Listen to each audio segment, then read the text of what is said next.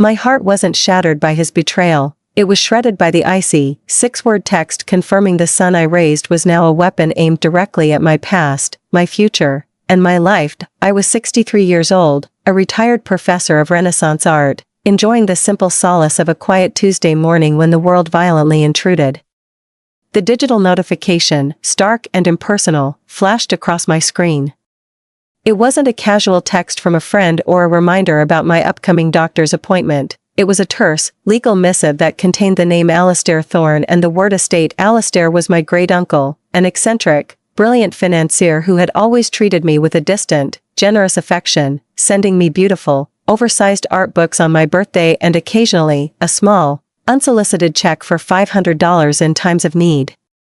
He had passed away 3 weeks ago at the venerable age of 97, and though I had mourned his passing quietly, I expected nothing more than the peace of mind knowing his long life was concluded. The law firm's message, however, spoke not of peace but of consequence.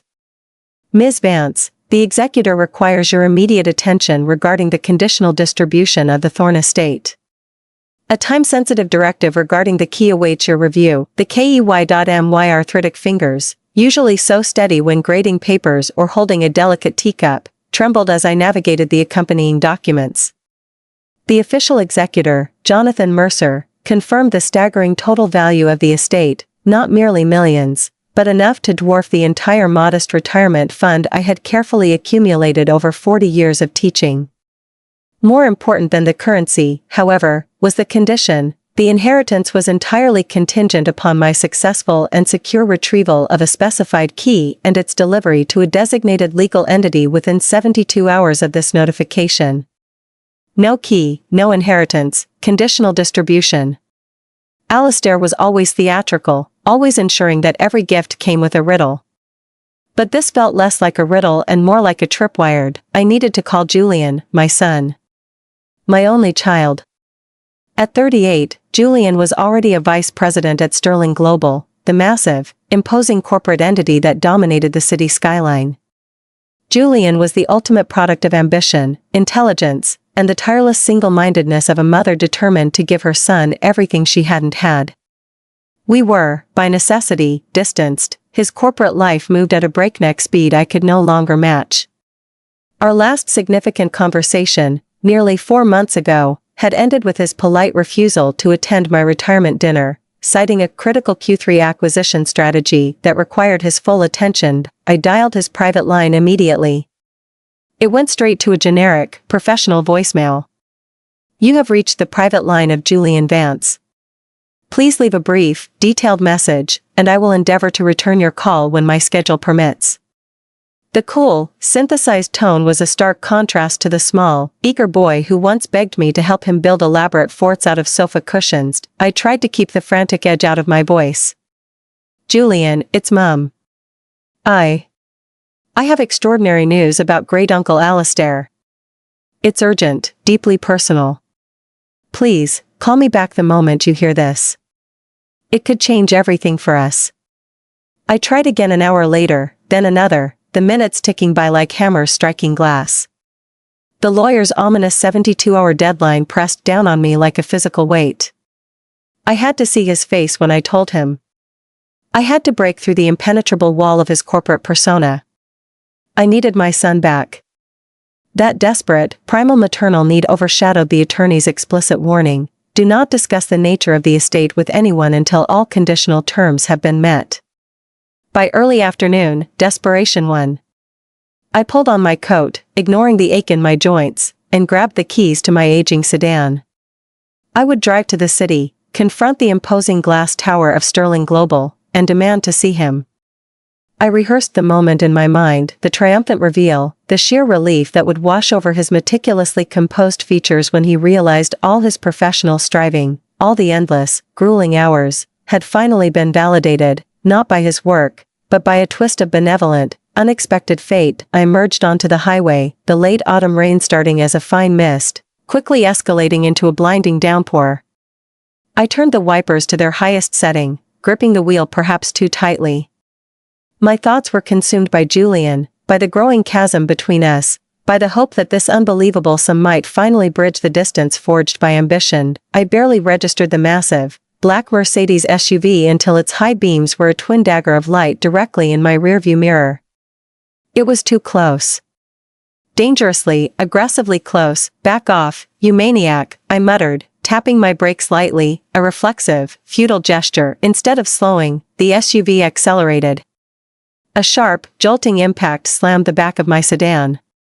My head snapped forward against the seatbelt restraint, and a searing pain exploded at the base of my skull. My car fishtailed wildly on the slick, wet pavement. I fought the steering wheel, my mind screaming for control, but the tires had no purchase. The SUV, now a dark, malevolent shadow alongside me, deliberately swerved. I saw the tinted window, the glint of the driver's intent, before a final, sickening strike sent my small car spinning violently toward the concrete median. The world dissolved into a cacophony of screeching metal, shattering glass, and the awful, stomach-lurching sensation of falling. My vehicle flipped over the barrier and tumbled down the embankment, the force of the rotation shattering my reality. Pain, absolute and overwhelming, claimed me before the darkness did, punctuated only by the distant, high-pitched wail of emergency sirens. My next coherent memory was of the sterile, unforgiving white of a hospital room. The sickly sweet smell of antiseptic, the rhythmic beeping of machinery, the cold, impersonal voice of a doctor explaining multiple fractures, internal injuries, and a severe concussion. I drifted in and out, the pain medication a hazy, unreliable veil. But every time I surfaced, I repeated the same question, the same desperate plea to the rotating cast of nurses. "My son, Julian. Has anyone reached Julian Vance? Please, call my son." On the third day, a kind-faced nurse, seeing the despair in my eyes, helped me dial the number. My right arm was immobilized, but she held the cold phone receiver to my ear as it rang 6 times before a clipped, professional voice answered. "Julian Vance. Sterling Global." "Julian," I whispered, the sound raw and unfamiliar from the breathing tube they had recently removed. "It's Mum. I'd been in a terrible accident.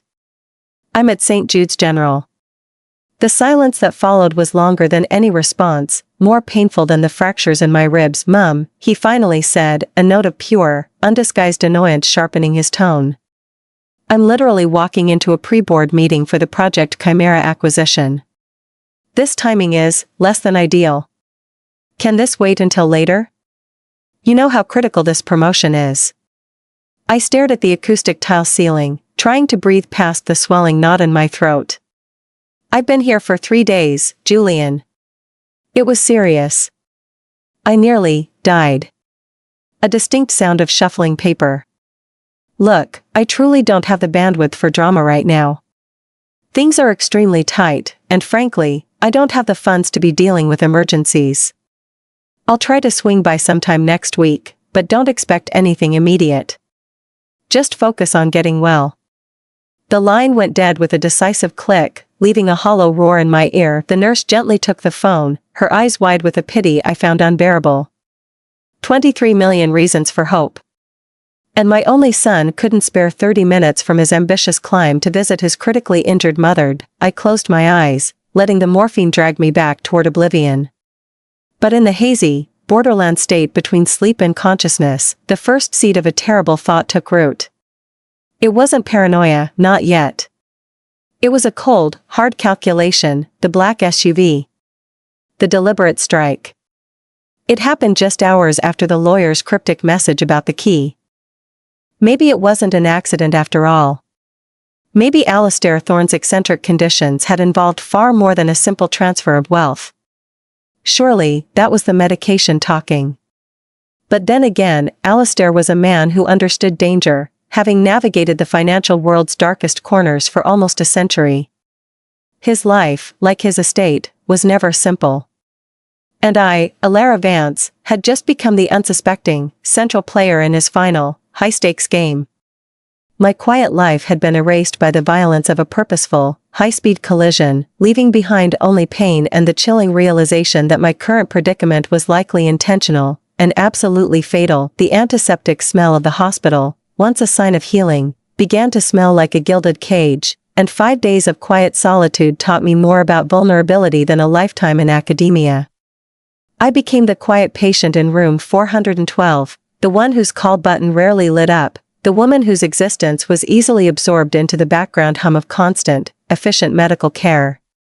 Dr. Evelyn Shaw, my dear friend and former colleague from the university, visited twice daily, her forehead creased with a concern that went far beyond mere medical duty, checking my healing with the fierce attention of a 30-year friendship. She had taught biochemistry down the hall while I had been consumed by the romantic poets, and now she monitored my fractured ribs and bruised spirit with the precision she once applied to molecular structures.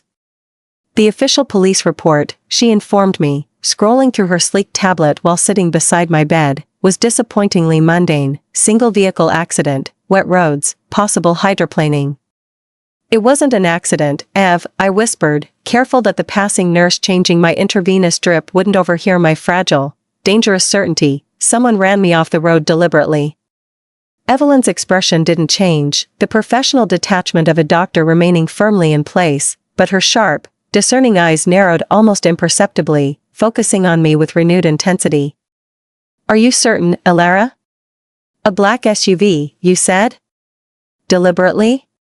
Yes, I insisted, wincing at the small movement of my head. 3 separate, violent strikes. That wasn't carelessness. Have you told the police this new detail? She asked, her voice low and even, perfectly pitched to avoid alerting the ears of the floor staff. I shook my head, already sensing the impossible futility of the suggestion. They'll think I'm confused, or worse, senile. A 63-year-old woman with a concussion claiming attempted murder will be instantly dismissed. I interrupted her with a weary sigh, the heavy medication blurring the lines between reason and irrationality. I need to understand why before I risk telling anyone else. No one would believe me now, especially not the authorities. Evelyn squeezed my hand gently, the pressure a reminder of my brokenness, of the very real, physical danger I was in, the act of kindness piercing my emotional armor more than the relentless pain.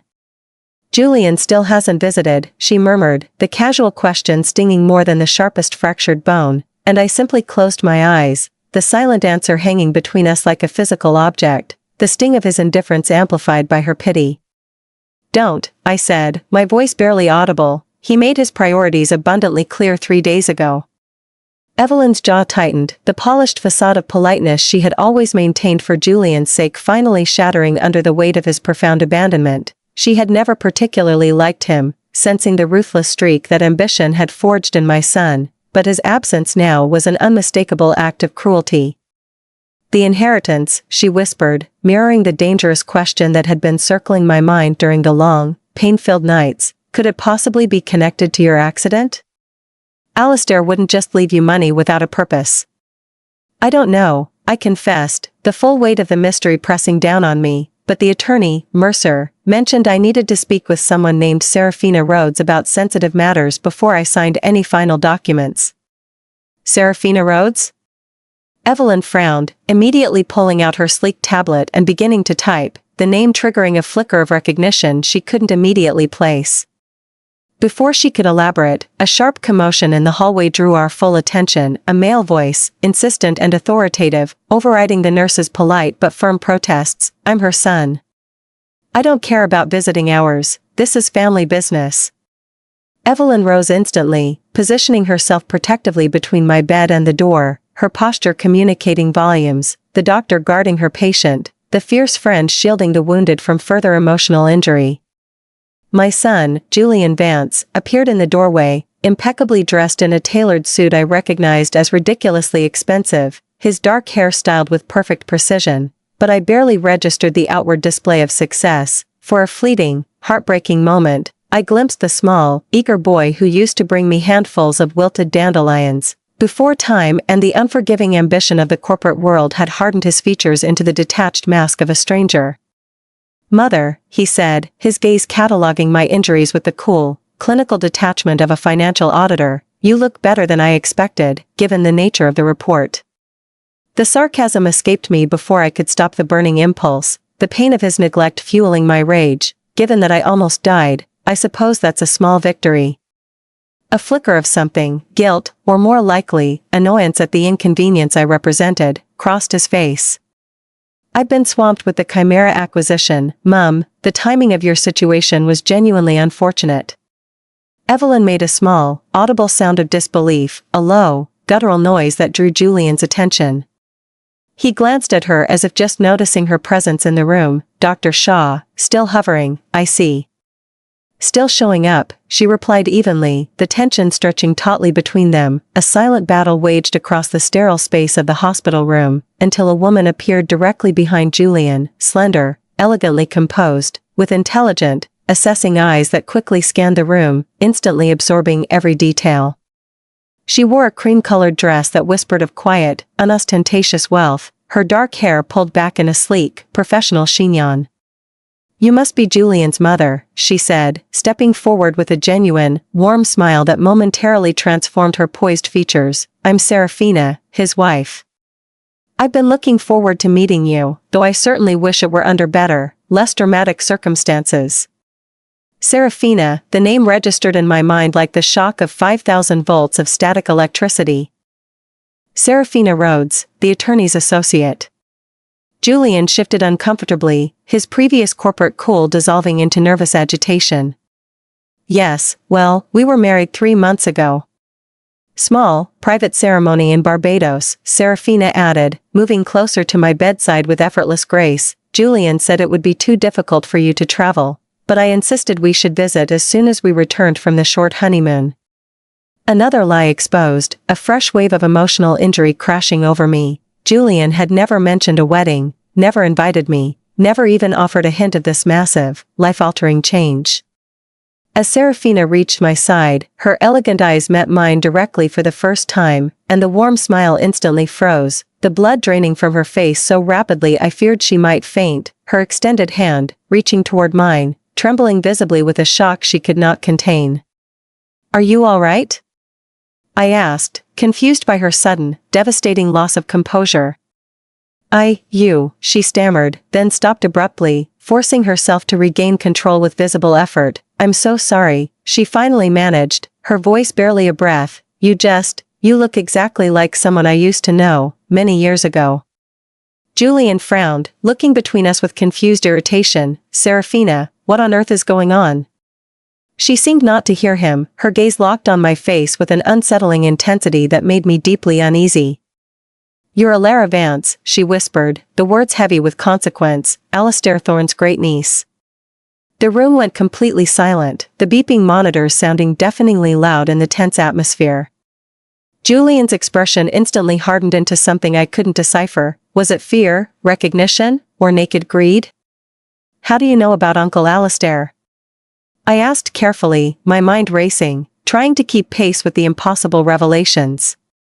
Serafina opened her mouth, then closed it, a flicker of pure calculation, a quick, cold decision passing across her features before she composed herself with visible, practiced effort. Your son mentioned him, she said smoothly, though her voice still carried a slight, telltale tremor. I'm sorry for your loss. Were you close? Before I could answer, Julian interjected, his voice sharp with urgency, completely ignoring Serafina's explanation. Mother, we need to discuss any paperwork or documents you might have received recently. For tax purposes, he quickly added, glancing nervously at Evelyn. Evelyn stepped forward, positioning herself between Julian and my bed, her stance defiant. Alara needs rest, not financial discussions. You can wait. It's important, Julian insisted, his eyes scanning the room, searching for something I couldn't immediately identify. Has anyone sent you any documents? Left you anything to sign? The monitors betrayed my quickening pulse, the rapid beeps of my heart rate confirming my fear. I remembered the attorney's final, chilling warning, tell no one. Nothing, I lied, watching my son's face carefully, the lie tasting bitter and heavy on my tongue. Just medical forms and insurance papers. Serafina's eyes never left mine, a silent, complex communication I couldn't decipher passing between us, a look that spoke of knowing, of shared secrets. We should go, she said suddenly, taking Julian's arm with a proprietorial grip. Your mother clearly needs rest. We'll come back tomorrow, when she is stronger.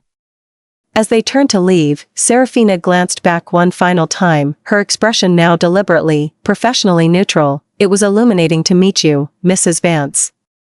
The door closed behind them, leaving only the sound of the beeping monitors and Evelyn's deeply concerned face. "Alara," she said quietly, the single word loaded with meaning, "I think you're in far more danger than we thought."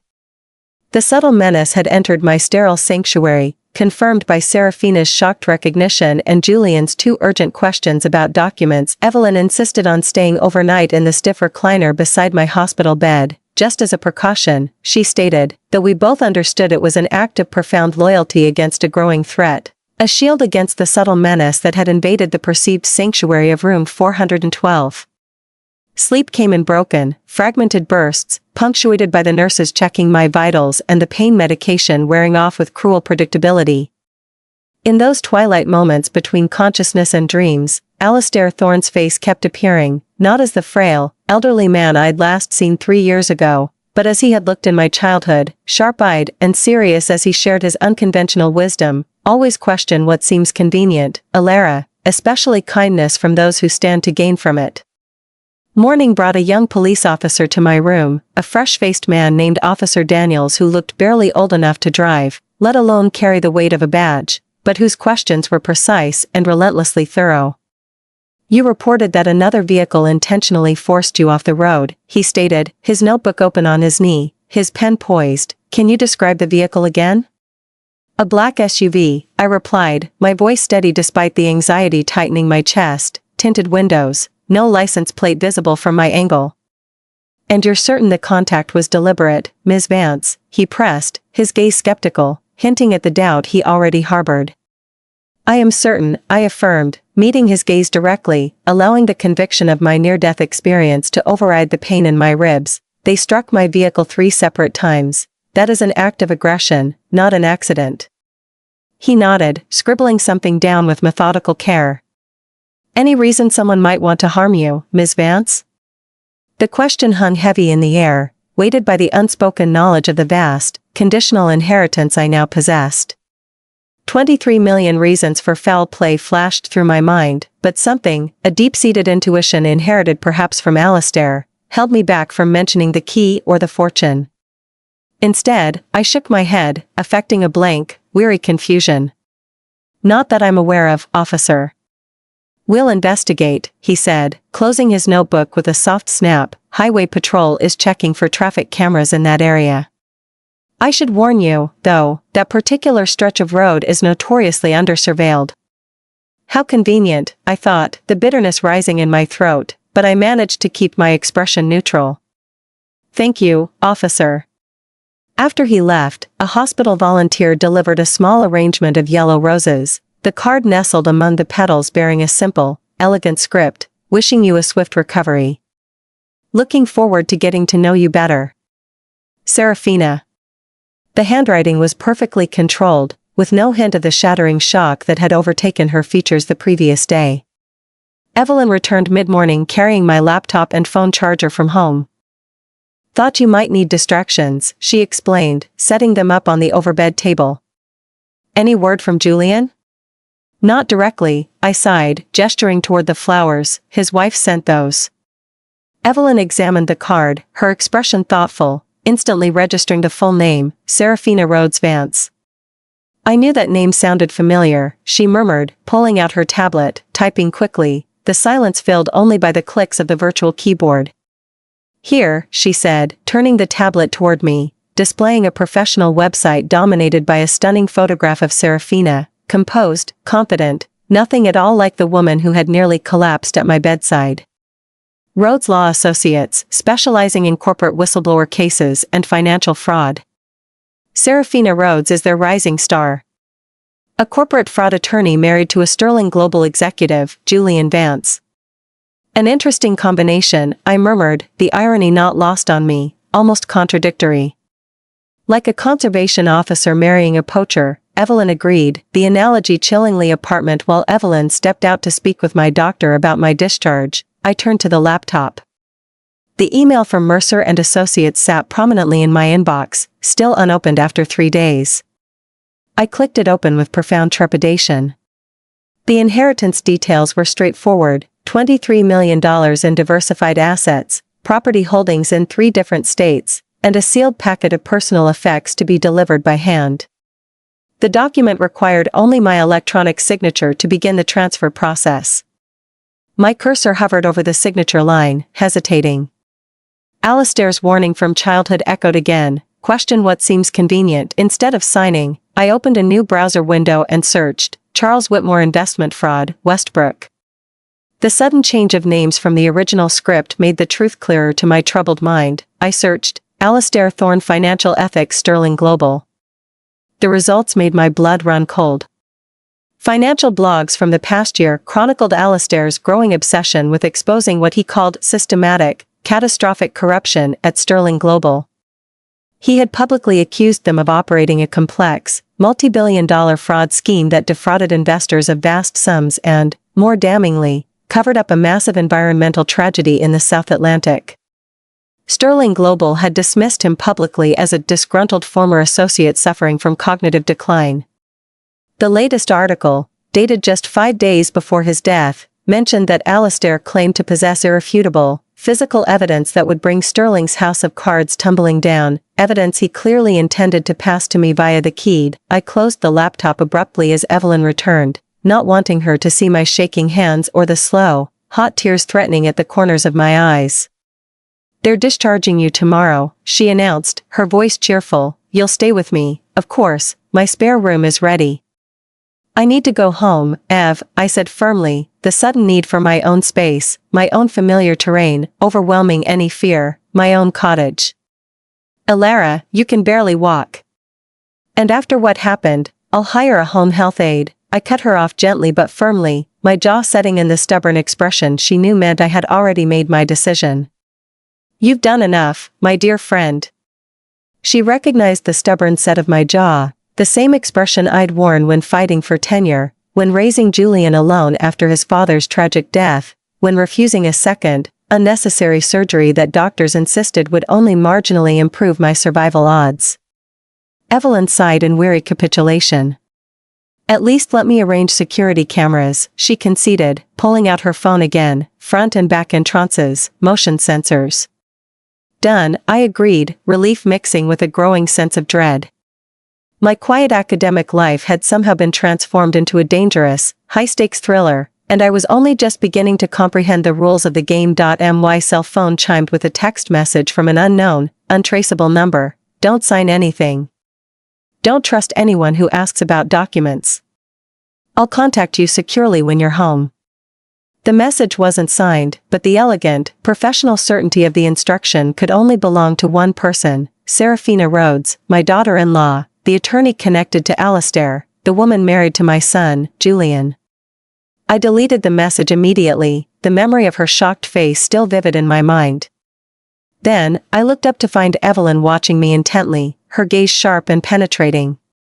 "What are you not telling me, Elara?" she asked softly. "Everything is fine," I lied, the falsehood heavy and necessary, knowing it might be the last ordinary deception I ever told my oldest friend before the truly extraordinary, life-altering deceptions began.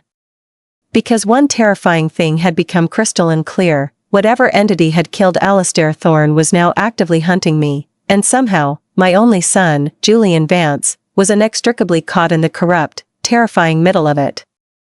I had to go home, not for safety, but to prepare for war. The journey from hospital to my modest Victorian cottage left me breathless and shaking with residual pain, a stark, agonizing reminder of my physical fragility. Despite the cushioned seats of Evelyn's luxury sedan, each bump in the road sent sharp shockwaves through my mending bones. My home, which had always been a haven of comfort and quiet intellectual pursuit, now seemed different. It felt both like a desperate sanctuary and a potential, carefully laid trap. "The security company finished installation this morning," Evelyn said, her voice taut with lingering concern, helping me navigate the porch steps with the aid of my cumbersome walker. "Cameras at all entry points, motion sensors, direct line to the police, monitored 24 hours a day." "It's overkill, Ev," I protested weakly, though secretly grateful for the layer of professional protection. "It's necessary," she countered, unlocking my front door with the spare key I had given her. "The home health aide arrives at 4 o'clock. I vetted her personally. 20 years of experience. Impeccable references. Inside, everything looked exactly as I'd left it that fateful morning, suspended in time, the antique watering can still resting on the windowsill, the peace lilies drooping tragically from neglect, the half-finished cup of cold tea petrified on the side table. Yet, the air felt subtly wrong, disturbed in a way I couldn't articulate. It was the quiet sense of intrusion that only a long-term occupant of a space can detect. "Someone's been here," I whispered, clutching the walker's handles until my knuckles went white. Evelyn frowned instantly. "That's impossible, Alara. I've had the only key, and the locks weren't tampered with." "Where would they have searched?" "Check my office," I directed, lowering myself carefully onto the sofa, fighting a sudden wave of dizziness. When Evelyn returned from the hallway, her expression confirmed my chilling suspicion, her eyes wide with reluctant acceptance of the truth. "Your desk drawers were searched," she reported quietly, carefully, meticulously. "Everything was replaced, but not quite in the correct order. The filing cabinet is untouched, as far as I can tell." I nodded, oddly relieved. The filing cabinet contained 30 years of mundane academic paperwork, tax returns, medical records, and Julian's long-forgotten childhood report cards, nothing of value to anyone else. But my desk, had I been faster, might have contained Alistair's documents, the key to the entire fortune, had they arrived before the accident. After Evelyn reluctantly departed for her hospital shift, promising to return that evening, I sat in profound stillness, listening to the old house settle around me. The towering grandfather clock in the hallway, my father's prized possession, marked time with metronomic precision, each tick a heartbeat of my diminished, endangered life. At precisely 2:17 post-meridian, my burner phone chimed, the prepaid, disposable device Evelyn had purchased just in case, kept entirely separate from my regular cell. The message contained only a cryptic address and time, Lakeside Park, East Bench, 4:30 p.m. No signature needed. Serafina, the home health aide, Mrs. Mara Sloan, a no-nonsense woman with short, salt-and-pepper hair and forearms like polished granite, arrived promptly at 4 o'clock. After efficiently helping me change my bandages and take my medication, she seemed startled by my unexpected request. "You want to go to the park today, Professor Vance? Just a few hours after being discharged?" "Just for some fresh air," I said, affecting a frail smile and reciting the doctor's suggested protocol. The doctor recommended short, restorative walks. "You'll accompany me, of course." She looked deeply dubious, her skepticism evident, but acquiesced with a terse nod. 20 minutes maximum. "And we take the wheelchair." Lakeside Park was mercifully close, just 3 short blocks from my cottage, a convenient, accessible location. Mrs. Sloan pushed my wheelchair along the tree-lined paths, huffing slightly on the gentle inclines. At the eastern edge of the park, I spotted a solitary figure on a wooden bench overlooking the water. "I'd like to rest here," I told Mrs. Sloan, gesturing toward the bench with what I hoped was convincing fatigue. "Perhaps you could find us some water?" "There's a vendor near the playground, roughly 5 minutes walk, I believe." Once she reluctantly departed on her errand, Serafina quickly moved to my side, her elegant appearance replaced by deliberately nondescript clothing, dark jeans, a thick hoodie, oversized sunglasses, her distinctive hair hidden beneath a plain baseball cap. "We don't have much time," she said, her voice low and urgently pitched. "They're watching your house." I saw 2 dark sedans down the street as I arrived. "Who's watching, and why are you meeting me like this? What is your real connection to Alistair Thorne?" I demanded, the questions tumbling out in a rush, desperate for the unvarnished truth. Serafina's composed facade cracked slightly, a momentary look of profound regret crossing her features. "I am genuinely Julian's wife. That part is not a lie, however complicated it has become. But I am also the attorney Charles Whitmore, Alistair, hired to protect you and deliver certain documents." "You married my son as part of your legal work?" The sheer absurdity of the scenario nearly made me laugh, despite the acute danger. "No," she replied sharply, her professional indignation momentarily overriding her fear. "I met Julian at a charity function last year, long before your uncle approached our firm. The connection was an unbearable, unbelievable coincidence, perhaps fate." "I don't believe in coincidences anymore," I countered, the memory of the black SUV a sharp, visceral deterrent to easy belief. Neither do I, Serafina agreed, glancing nervously toward the path where Mrs. Sloane would soon return. The important thing is this, your accident wasn't random. Silas Sterling's people believe you already have the documents. What documents? What do they contain? I pressed.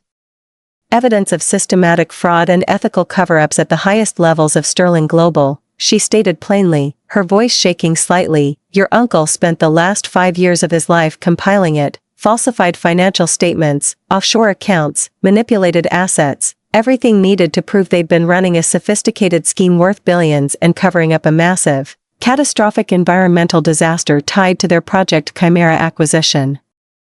I felt suddenly leaden, the weight of the information heavier than my physical injuries.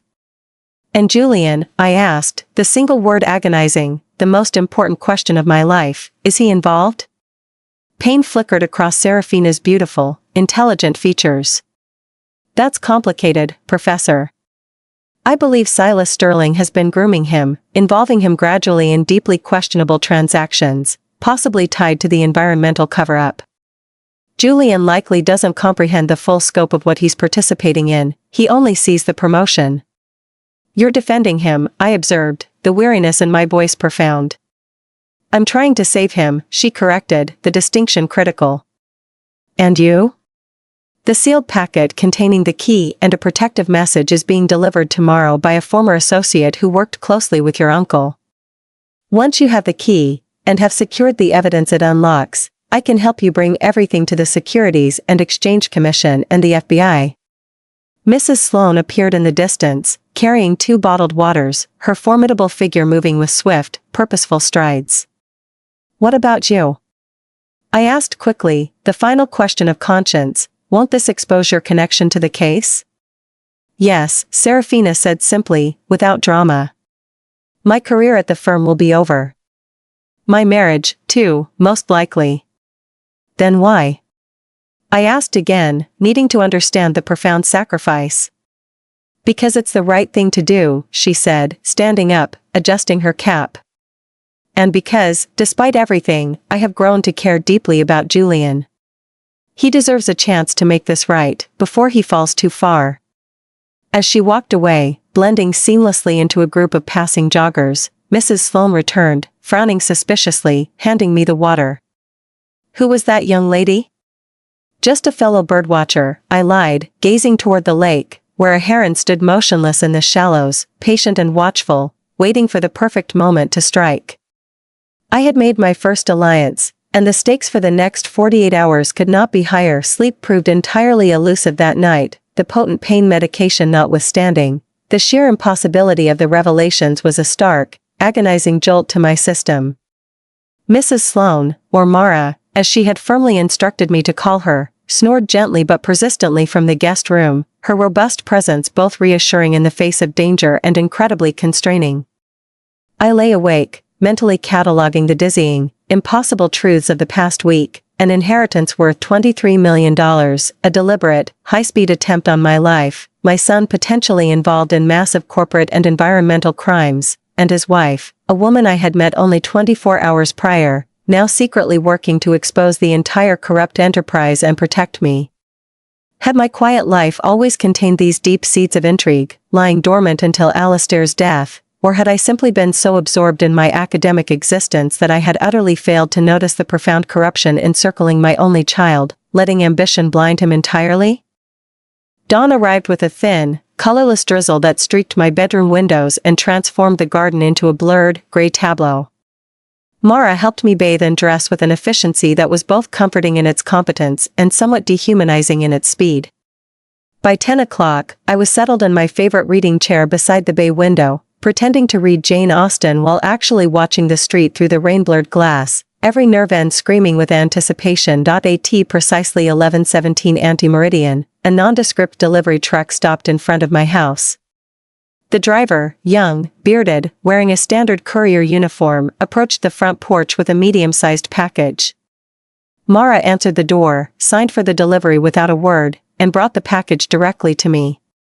From Mercer and Associates, she noted, reading the return label before setting the heavy parcel beside me on the overbed table.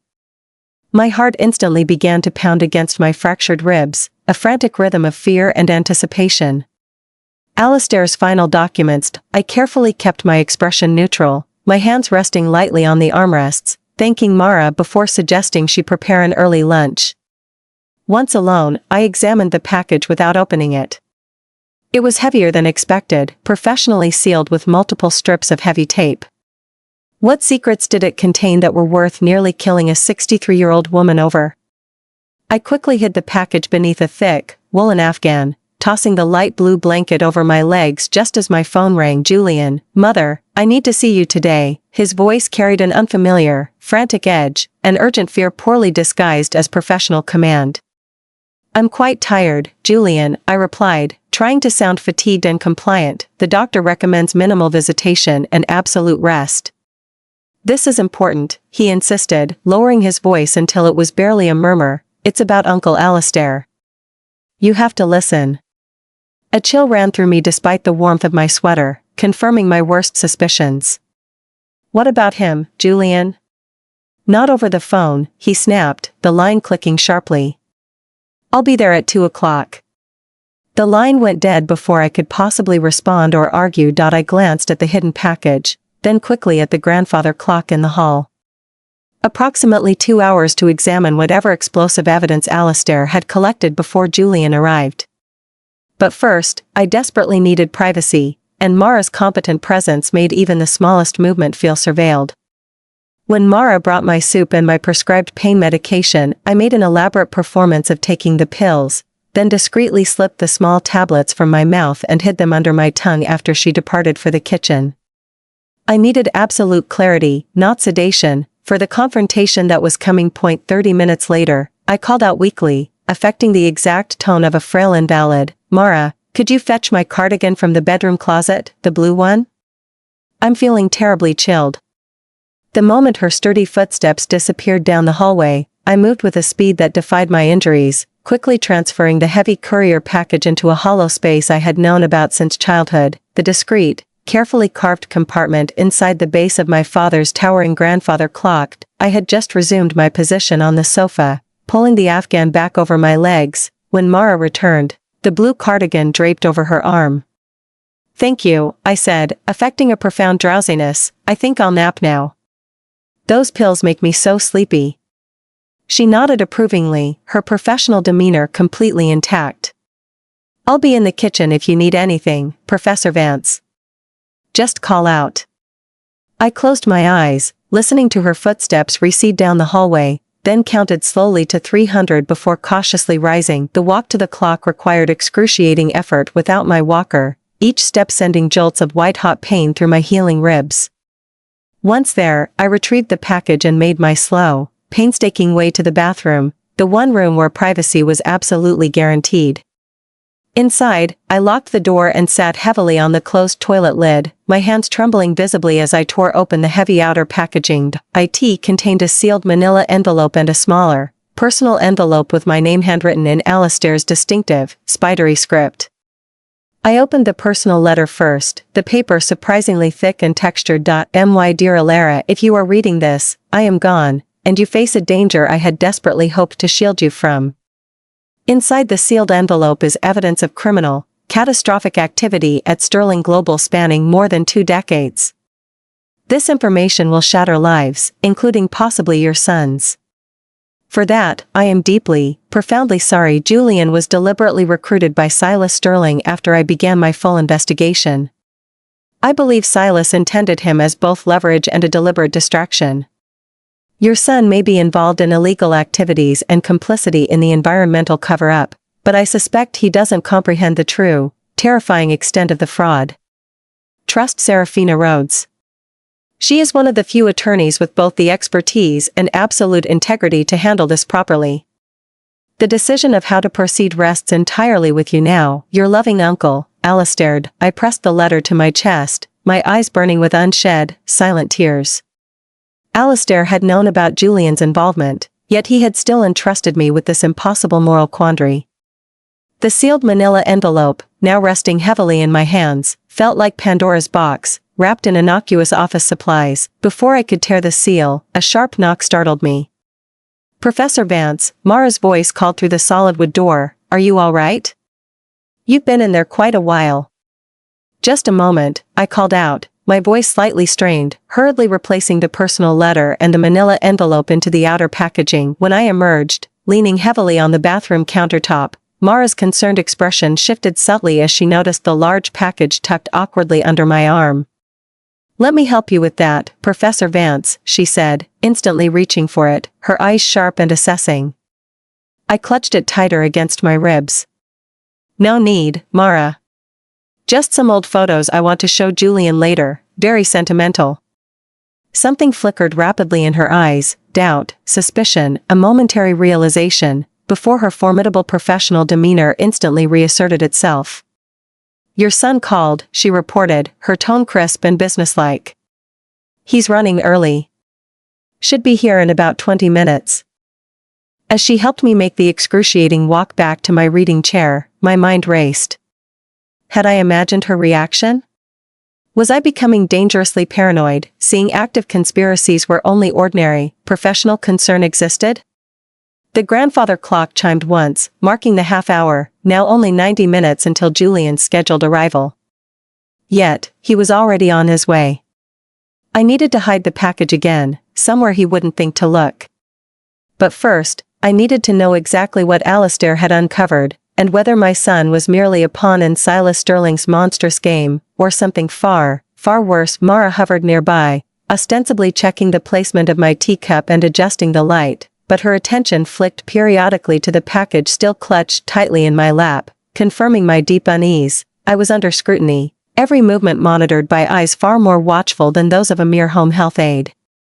I had to examine the contents of the manila envelope before Julian arrived, but not with watchful eyes monitoring my every movement, anticipating every potential hiding spot. "Mara, I'm feeling quite fatigued," I said, feigning a sudden, deep yawn as I shifted awkwardly in my chair, trying to maximize the visible effort of the movement.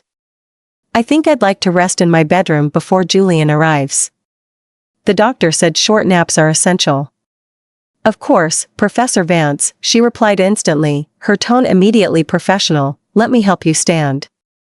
"No need, dear," I insisted, waving her away with a weak gesture. "Just help me to the doorway. I need to practice walking unassisted. I'll check on you in 15 minutes, then return to the kitchen."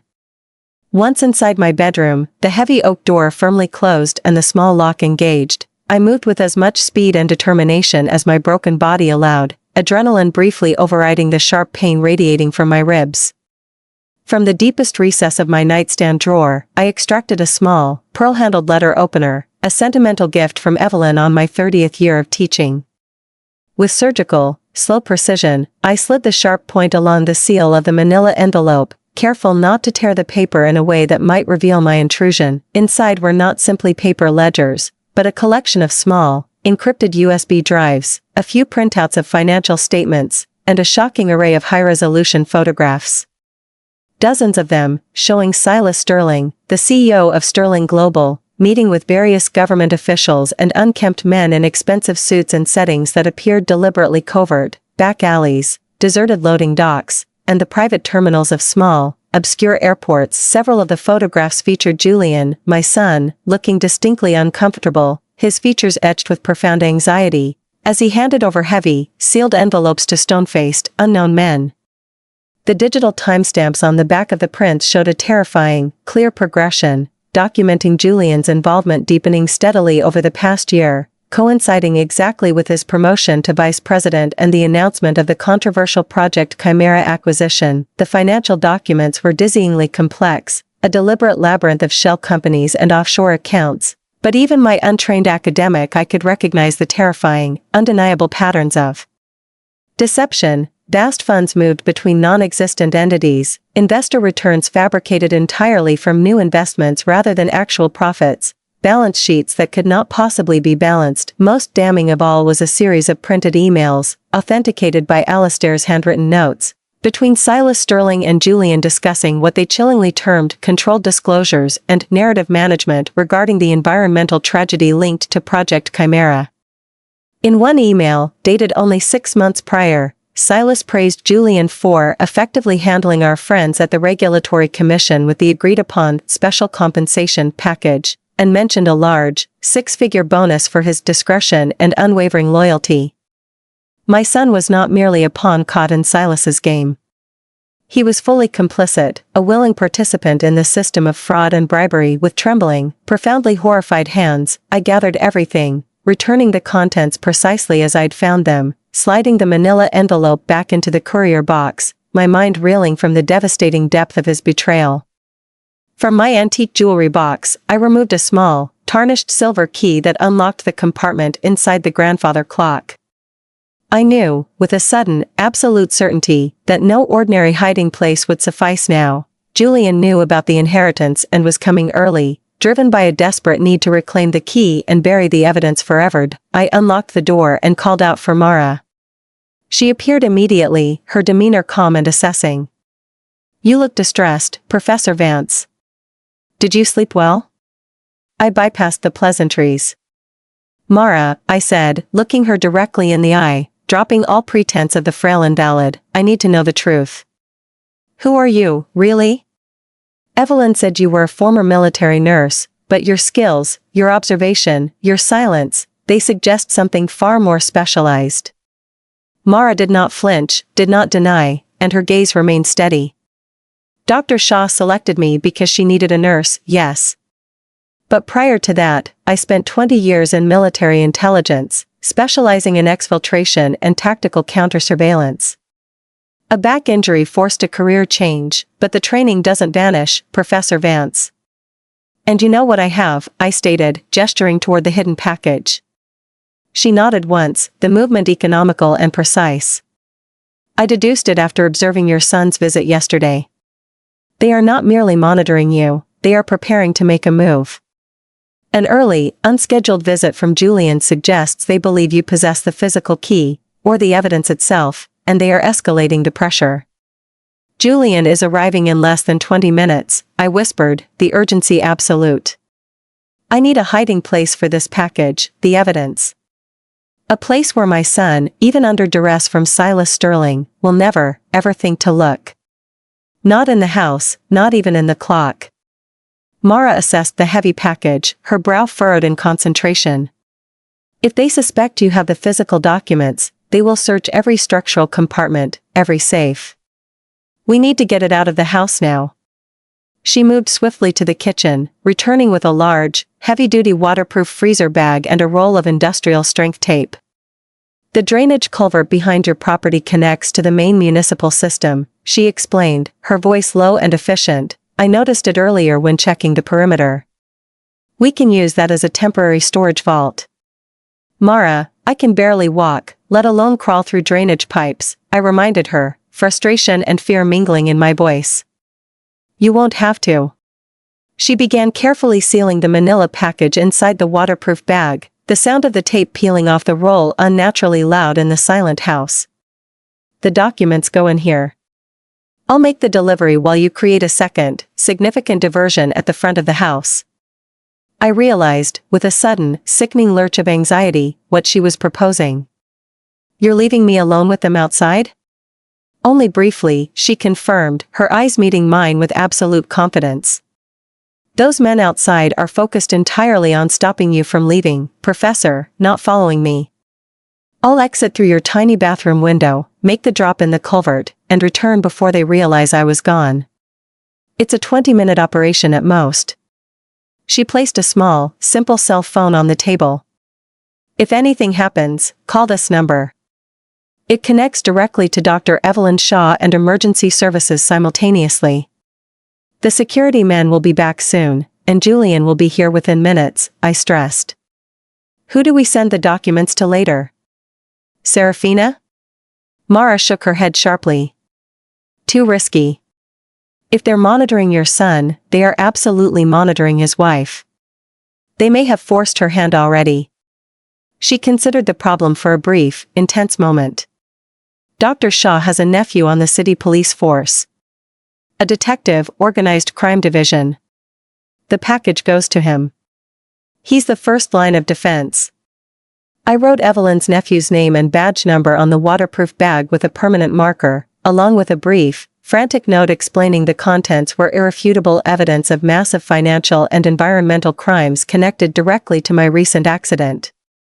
As Mara prepared to slip away through the bathroom, I grabbed her wrist, my grip surprisingly strong despite the pain. "Thank you, Mara," I said simply, the gratitude profound and encompassing, "for believing me." A ghost of a smile, the first I had ever seen from her, touched her lips. "In my experience, Professor Vance," she replied, her voice soft but firm, "literature professors rarely fabricate corporate conspiracies involving billions of dollars and catastrophic environmental crimes." She glanced out the window, her gaze instantly hardening. "The men are shifting positions, anticipating the arrival of your son. Make noise in the front rooms, Alara. Act frustrated about the wiring. Be loud. I'll be back within 20 minutes.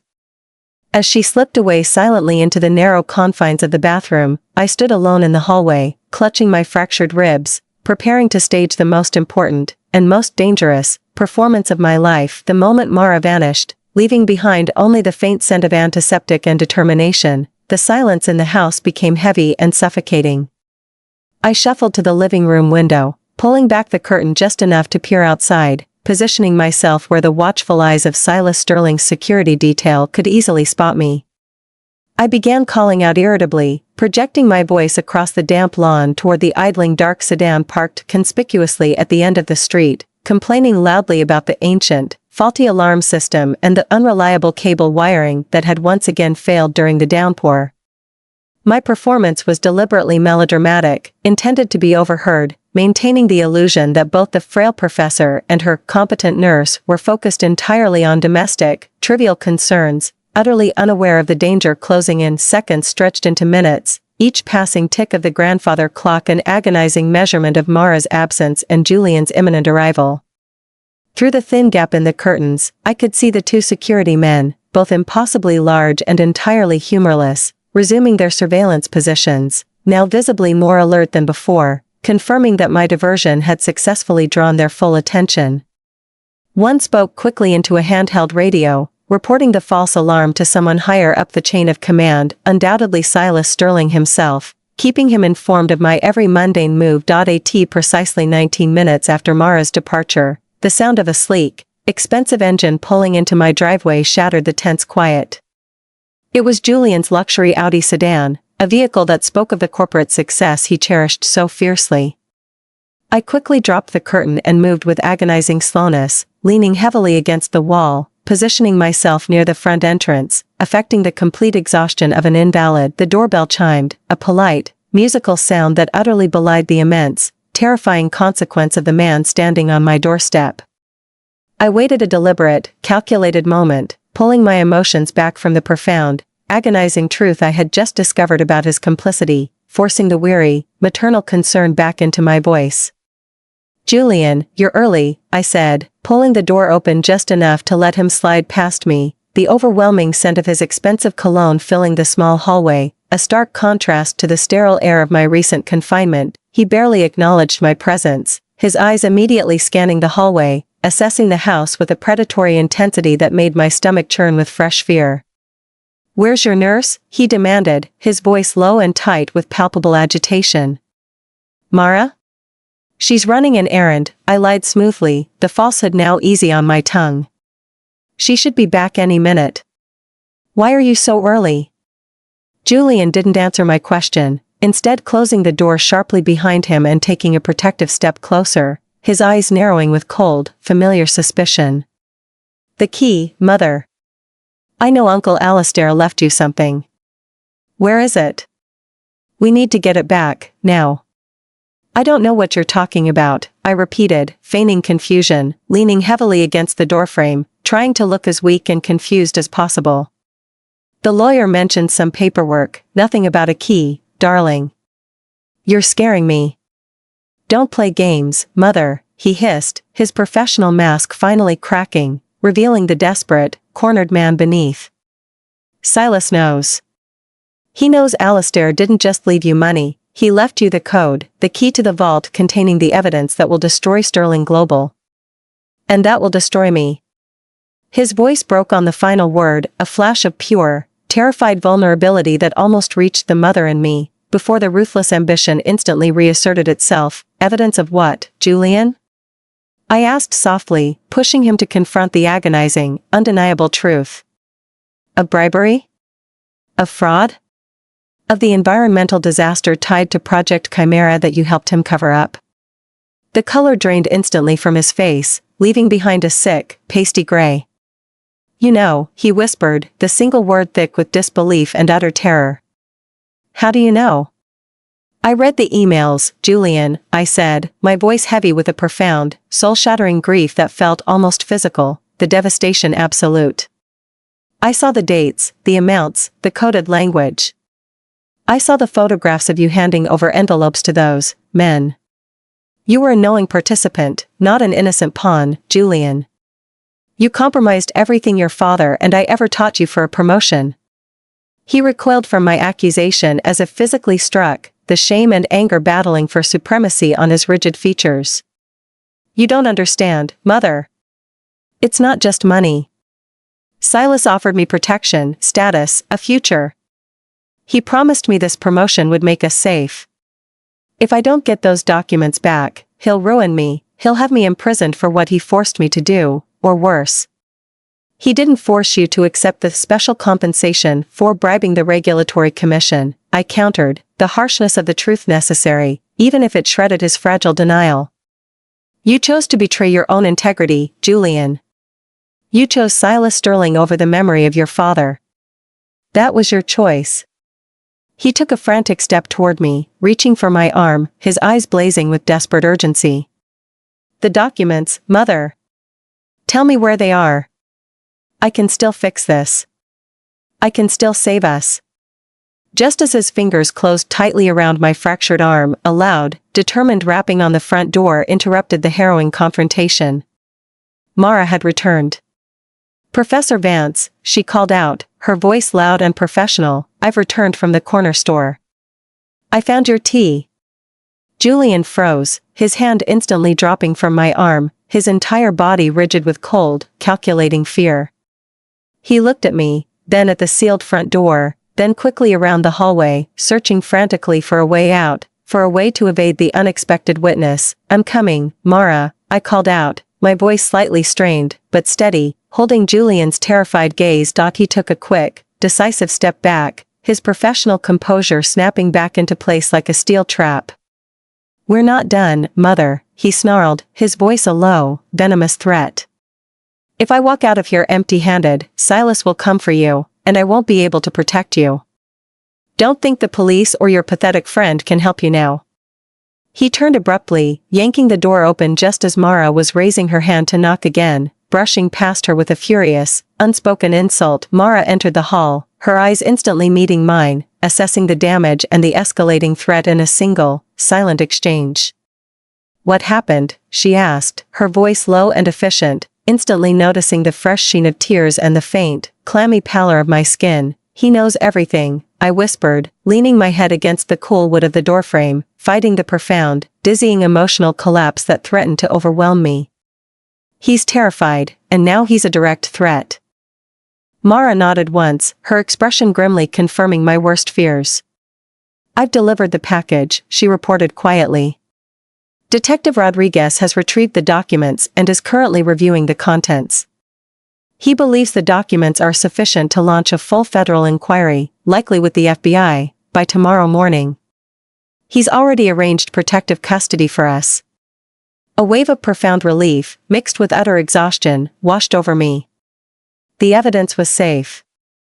My terrible, agonizing, soul-shattering responsibility to Alistair had been fulfilled. Protective custody? I asked, the sheer gravity of the phrase settling heavily in the charged air. After tonight, Professor Vance, you cannot stay here, Mara stated simply.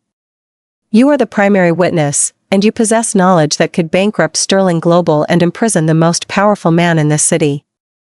We need to prepare for exfiltration. We leave before midnight. As the darkness of the late afternoon settled over the cottage, casting long, menacing shadows across my quiet, beloved living room, I stared out the window at the empty space where Julian's expensive car had just been parked, my heart aching with the irreparable devastation of betrayal. My son was not just complicit, he was dangerous, cornered, and entirely lost to the greed and ambition that had consumed his soul. There was nothing left to save but the truth, and the hope for a future, however broken, for the man he might still become. The mother in me was irrevocably shattered, but the professor, the investigator, was now fully operational, preparing for the decisive, final confrontation that was to come. The realization that Julian had left not in shame, but in genuine, cold, calculating fear, fueled by the immediate threat of exposure, solidified my resolve. The time for mourning the boy I had lost was over. The time for protecting the woman I had become, the primary witness against Silas Sterling, had begun. Mara's efficiency was a steadying force in the tumultuous chaos of my emotional state. While I rested, sipping a cup of strong, unsweetened tea, she moved silently and methodically through the house, packing a small duffel bag with only essentials, 2 sets of practical clothing, my pain medication, the few identification documents I would need, and a small, cherished photograph of Julian as a bright-eyed boy of 8, standing proudly beside his father after catching his first small fish. "We'll take my nondescript vehicle," Mara explained, checking the locks on the doors, her movements fluid and utterly silent. "It's impossible to track unless you know exactly what you're looking for. Dr. Shaw and Detective Rodriguez have arranged for a safe house on the outskirts of the city. No one, absolutely no one, knows the location except them and me." I nodded, accepting the terrifying, complete anonymity that my life had suddenly demanded just as Mara was performing a final sweep of the perimeter with a small, handheld device I did not recognize. My burner phone buzzed with an incoming text, an unfamiliar number this time. My heart leaped, expecting Serafina, but the message was curt, brutal, and entirely unexpected. "Circumstances changed. Silas knows about the key's location. Had to leave Julian. We'll meet you at the prearranged time." Serafina had been compromised. I showed the message to Mara, who read it quickly, her professional composure tightening immediately, a muscle ticking rapidly in her jaw. "If he forced his own wife to flee, the stakes have just doubled," she stated grimly. "He must have pressured her mercilessly after Julian's visit. And if he knows the key location, that means he's about to discover the documents are already gone. Our timeline has accelerated." I felt a sudden, profound dread for Serafina, who had risked everything, including her marriage and career, for a chance at redemption for my son. "What about Julian?" I asked, the maternal concern overriding my rational fear. "He walked out of here terrified. He won't go to the police, he'll go directly to Silas for protection." Mara didn't offer false reassurance. "If he went to Silas, he's no longer an asset, he's a liability. And now that Silas knows we've alerted the authorities, Julian is the only leverage he has left to regain the evidence." Before the cold logic of her statement could fully settle in my mind, my regular landline phone, which had remained silent for the past 5 days, erupted with a sharp, insistent ring. I picked up the receiver automatically, my hand shaking slightly. Patrice Lawson, a voice I instantly recognized as Silas Sterling's smooth, cultured baritone, rich with the easy confidence of immense power, purred down the line. "How utterly delightful to finally speak with you, my dear. I hear we've had a minor disagreement regarding the disposition of Alistair Thorne's charming little estate." "Silas," I replied, forcing my voice to remain calm and steady, drawing strength from Mara's silent, watchful presence across the room. "Your threats are transparent and entirely predictable." "Perhaps. But my intentions are always sincere," he countered, a low, menacing laugh rumbling through the wire.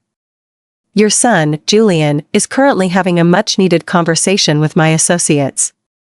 He is quite distraught, you understand, given the recent, rather unfortunate developments regarding Project Chimera and certain regulatory officials."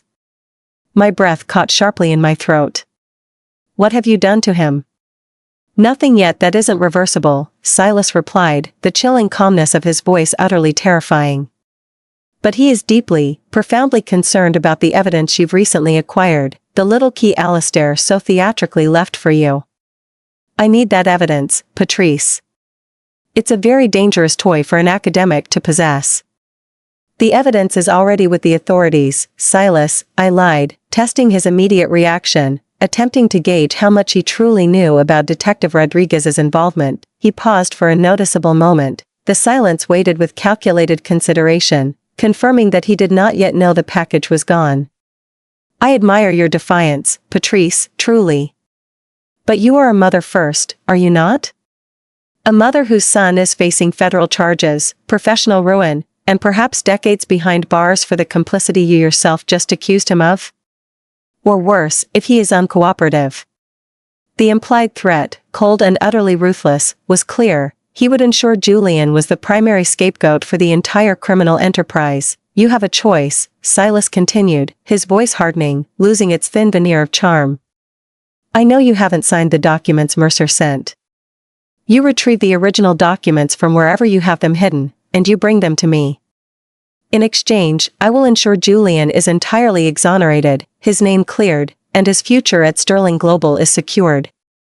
He walks away free and clear, without a scratch on his impeccable corporate reputation. And if I refuse? I asked, my voice barely a strained whisper, fighting the overwhelming impulse to simply collapse and weep at the magnitude of the demand. Then the consequences will be tragically irreversible, he stated, his tone flat and utterly without remorse. Julian will be delivered to the authorities tonight, along with a sealed affidavit detailing his full, willing complicity in the Chimera cover-up and the regulatory bribes. I will ensure he takes the entire, agonizing fall. The choice, Patrice, is yours, your son's freedom, or your ethical, highly moral truth. He delivered the terrifying ultimatum, bring the documents and the unsigned contract to the Grand Art Gallery tomorrow night, at 7:30 post-meridian.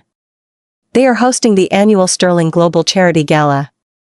A public place is always best for a confidential exchange, wouldn't you agree?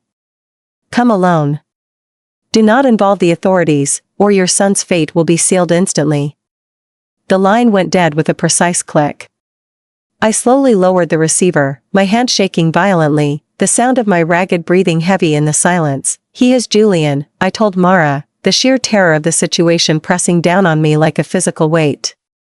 He wants the documents, the unsigned inheritance papers, and he's using my son as the final, absolute leverage. The gala, tomorrow night. Mara's military training instantly kicked in. She bypassed the emotional horror, focusing only on the tactical problem. He doesn't know the documents are gone. That is our only advantage. He's counting on the mother in you to fold instantly and save her child. But he's wrong. She stepped closer, placing a steady, reassuring hand on my shoulder, to contact a lifeline in the sudden, terrifying darkness. We contact Dr. Shaw and Detective Rodriguez now. We tell them Julian is Silas's hostage, the bargaining chip. The safe house is out, we go directly to Evelyn's. She's meeting us there. We use the gala as the ultimate stage for the reveal. The reveal? I asked, my voice barely a croak, still reeling from the image of Julian, captured and terrified, dependent entirely on the woman he had betrayed. Yes, Mara stated, her eyes hard and resolute. Silas Sterling wants a public exchange at a high-profile event to ensure you feel the pressure, to demonstrate his control. We will give him that stage. But we will ensure the curtain drops on his career, not your son's. I knew, with a sinking, profound certainty, that this was the moment of no return. I would be walking directly into a trap designed to destroy me, with the life and freedom of my only son hanging precariously in the balance. But the maternal instinct, the fierce, protective love I had spent a lifetime nurturing, finally asserted itself over the fear. I would not allow Silas Sterling to destroy my son, not even if Julian himself had provided the shovel for his own grave. I would go to the gala. And I would make sure the truth, the painful, undeniable, soul-shattering truth, finally emerged into the unforgiving spotlight. The drive to Dr. Evelyn Shaw's home was a blur of calculated silence and tense, tactical planning. We avoided the main arteries, Mara expertly navigating the dense, rain-slicked side streets with the practiced competence of someone who had done this terrifying dance countless times before. Evelyn was waiting for us, her face etched with profound worry, the living room illuminated only by the faint, diffused light of the street lamps outside. Detective Rodriguez, Evelyn's nephew, a serious, imposing man in his late 30s, was already there, hunched over Evelyn's kitchen table, his radio crackling softly with unintelligible, coded messages. "The documents are secure, Professor Vance," Rodriguez stated, rising to greet me with a respectful nod, his eyes intense and direct. "They contain everything we need: wire fraud, securities fraud, regulatory bribery, even clear evidence of racketeering connected to the environmental cover-up. It's overwhelming." "But Silas has Julian," I countered, the simple statement eclipsing the legal victory. "He wants the documents and the unsigned inheritance papers at the Sterling Global Gala tomorrow night. He wants to exchange them for Julian's exoneration." Rodriguez immediately shook his head, his professional skepticism firmly in place. "He's bluffing, Professor. He won't let Julian walk away. Julian knows too much. He's a massive liability now that he's shown reluctance. Silas wants the documents back and the loose ends, Julian included, tied up permanently. But he's counting on my maternal instinct," I insisted, clutching Evelyn's hand fiercely, drawing strength from my dear friend's steady presence. "He believes the 23 million reasons for the fraud are nothing compared to the one, absolute reason a mother acts, to save her child. I have to go to the gala." Mara stepped forward, her military bearing asserting itself over the anxious atmosphere. "We agree.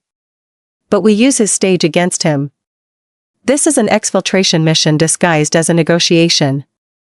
We give him the appearance of the trade, forcing him to show his hand, and the authorities move in. You have 24 hours to prepare," Rodriguez stated, his gaze sweeping over the grim faces of the three women. "Federal agents from the Securities and Exchange Commission and the FBI are flying in tonight. They will be integrated into the gallery staff, the catering team, and the private security detail. We will have eyes on the entire area. But, Professor Vance, you will be walking into a very volatile, very dangerous situation." "I understand the risk, Detective," I replied, the tremor in my voice gone, replaced by a cold, hard resolve I hadn't known I possessed.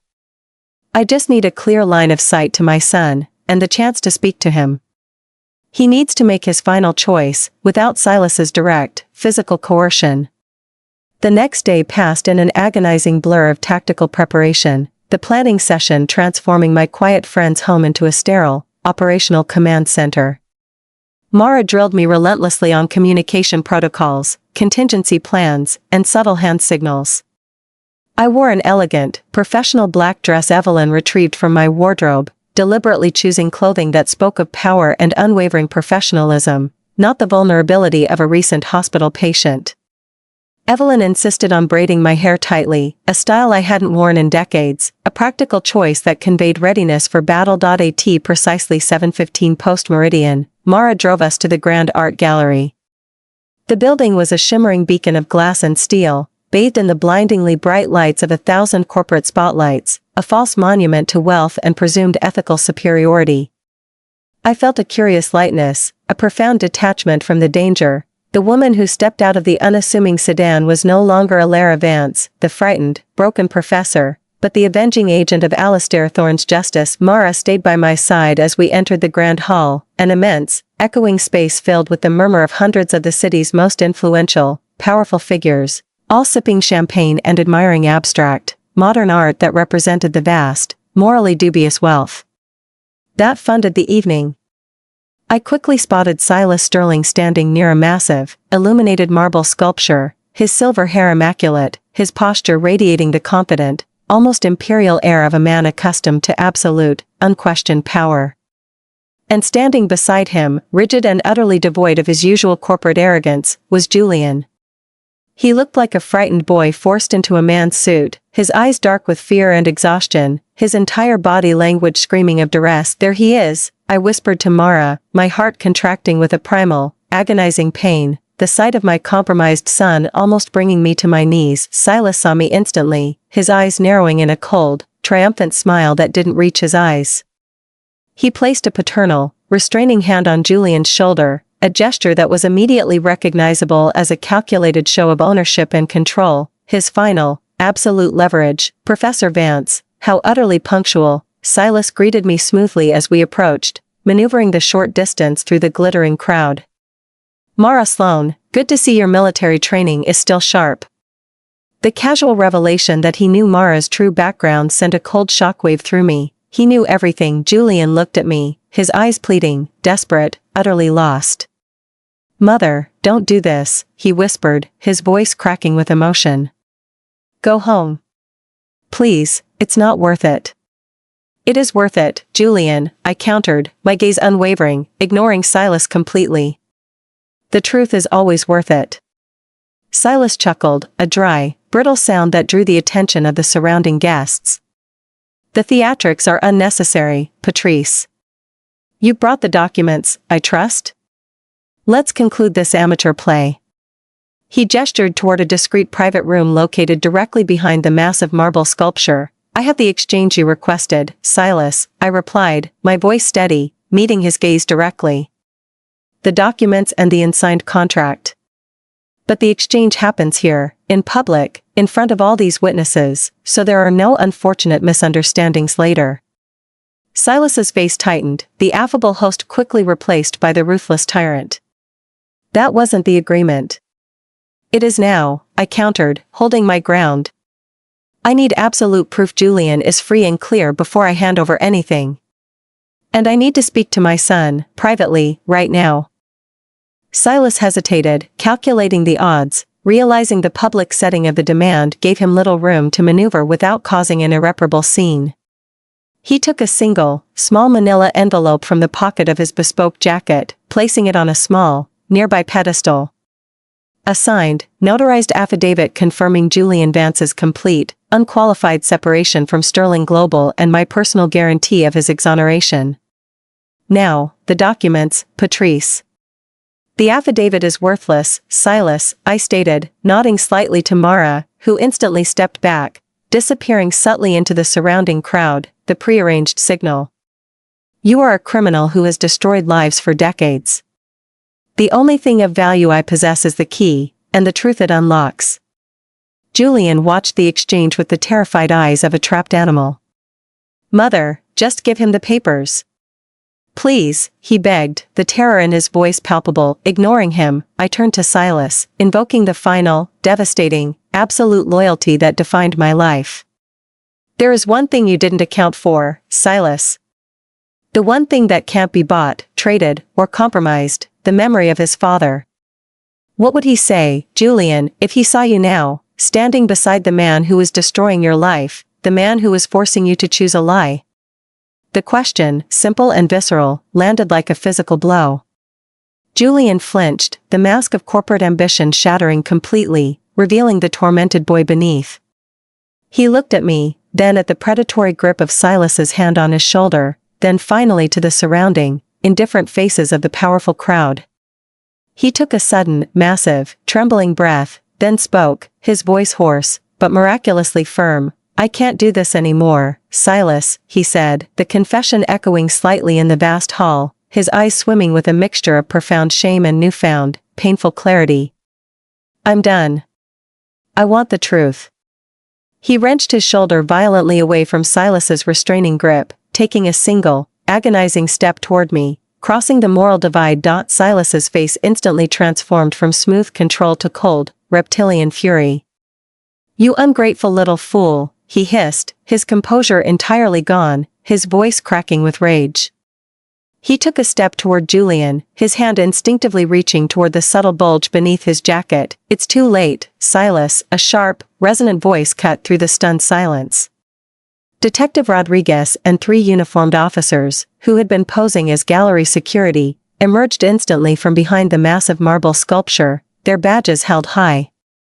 Simultaneously, the seemingly random guests, the waiters, the journalists, and the private security detail positioned strategically around the room began to move, converging rapidly on our location, their windbreakers emblazoned with the unmistakable gold lettering of the Federal Bureau of Investigation and the Securities and Exchange Commission. The gala had become a tactical sweep, the stunning, glittering art gallery now a high-stakes, public trap. The transition from glittering, high society gala to coordinated federal operation was shockingly swift and utterly absolute. Silas Sterling's momentary, exposed fury instantly melted into cold, calculating rage as he realized the extent of the betrayal. He scanned the room wildly, his eyes darting from Detective Rodriguez's unwavering face to the dozens of federal agents now flooding the space, their movements precise and coordinated, effectively cutting off every potential escape route. Fisher, one of Silas's personal security men, made a desperate, foolhardy move, reaching beneath his tuxedo jacket for a concealed weapon. Mara, moving with the terrifying, silent speed of a true operative, was already there. Her hand snaked out, grasping Fisher's wrist in a punishing, specialized hold that instantly neutralized the threat. "I wouldn't," Mara said calmly, her voice entirely devoid of emotion, a chilling testament to her 20 years in military intelligence. Fisher's knees buckled instantly, his weapon clattering harmlessly to the polished marble floor. Detective Rodriguez stepped forward, his voice cutting through the sudden, horrified silence that had fallen over the terrified gallery guests. "Silas Sterling, you are under arrest for securities fraud, wire fraud, conspiracy, and attempted murder. You have the right to remain silent." The methodical recitation of the Miranda rights, delivered against the backdrop of abstract art and expensive champagne, seemed to finally penetrate the impervious armor of Silas's invincibility.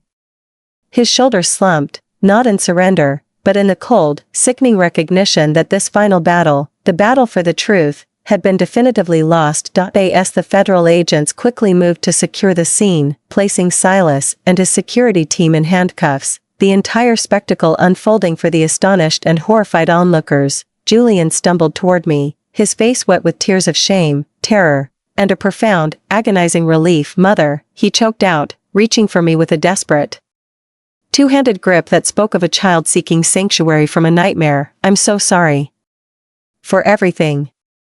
The sight of his absolute, agonizing vulnerability instantly shattered the careful, protective barrier I had built around my heart. The cold, ruthless man who had walked out of my cottage yesterday was gone, replaced by the broken boy I had raised. "I know, darling," I whispered, pulling him into a painful, necessary embrace, the contact sending a sharp jolt through my mending ribs, but the pain was utterly irrelevant, entirely eclipsed by the profound, soul-deep relief of having him back. "I know." Serafina, having emerged from her strategic hiding place near the gallery entrance, her face pale but resolute, joined us, placing a steadying hand on Julian's back. "Calvin, Julian has agreed to cooperate fully with the authorities," she confirmed, her voice firm, professional, yet softened by a profound, evident relief. "In exchange for his testimony against Silas and the entire Sterling Global operation, the U.S. Attorney is prepared to offer a reduced sentence." "How reduced?" I asked, needing to understand the exact, agonizing cost of his redemption. Julian answered before Serafina could, his voice steadier now, laced with a new, quiet acceptance of his consequences. 18 months in a minimum security facility, mother, followed by 3 years of supervised release. And the lifetime certainty of a destroyed career. 18 months. A year and a half of imprisonment. The number hit me like a physical blow, a devastating consequence for a lifetime of maternal pride. Yet, compared to the decades behind bars he might have faced without cooperation, the deal represented mercy, the absolute, conditional grace of the legal system. "When?" I asked, the single word thick with emotion, heavy with the terrifying future that awaited him. "After the trial, which may take up to a year to commence," Serafina explained gently. "Julian will remain under strict house arrest until then, cooperating fully with the federal prosecutors." Detective Rodriguez approached, nodding respectfully to me before addressing Julian. "Mr. Vance, the federal agents need your preliminary statement now. They need to secure your cooperation immediately." Julian squeezed my hand once more, a silent promise of his newfound resolve, before releasing it.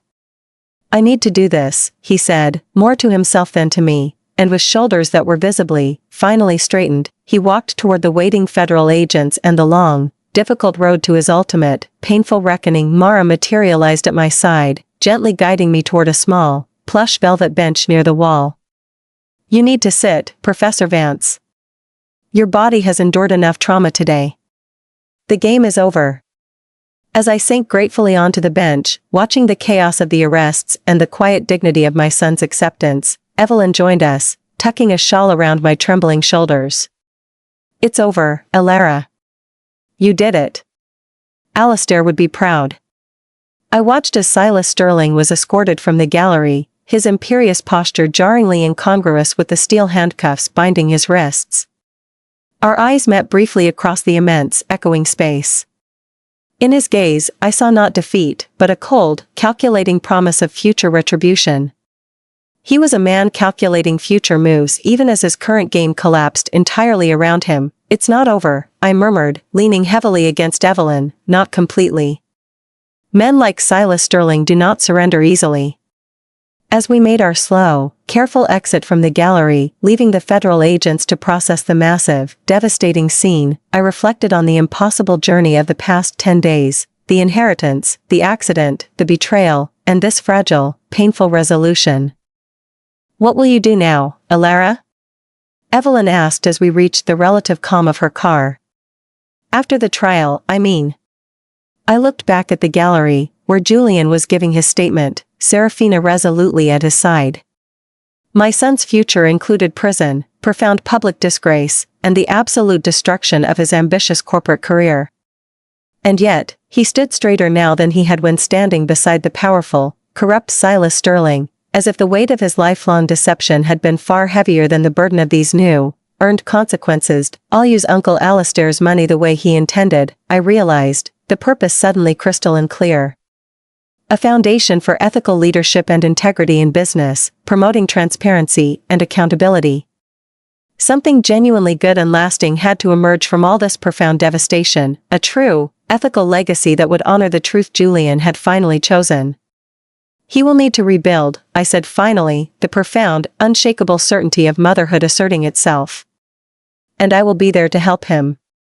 That is what mothers do. As we drove away, leaving the glittering facade of the gallery and the harsh glare of the federal spotlights behind, I felt a curious, deep peace settle over me. Despite the injuries, despite the challenges ahead, the truth, however painful and destructive, had finally been dragged into the cold, harsh light of day. And in that light, healing, physical, emotional, and moral, could finally begin for Julian, for Serafina, and for me. The most profound lesson from this harrowing journey is the staggering, often invisible, cost of chasing the gilded cage, the pursuit of success and status at the expense of one's foundational integrity. Julian's story is a tragic mirror for our modern world, where the perceived value of power and money, dollar, often eclipses the absolute, non-negotiable value of character, dollar. We learn that the ultimate strength is not found in accumulation or ambition, but in the courage to choose the difficult, painful truth, dollar, over the comforting, destructive lie, dollar, recognizing that true freedom is only achieved when we accept the consequences of our moral choices.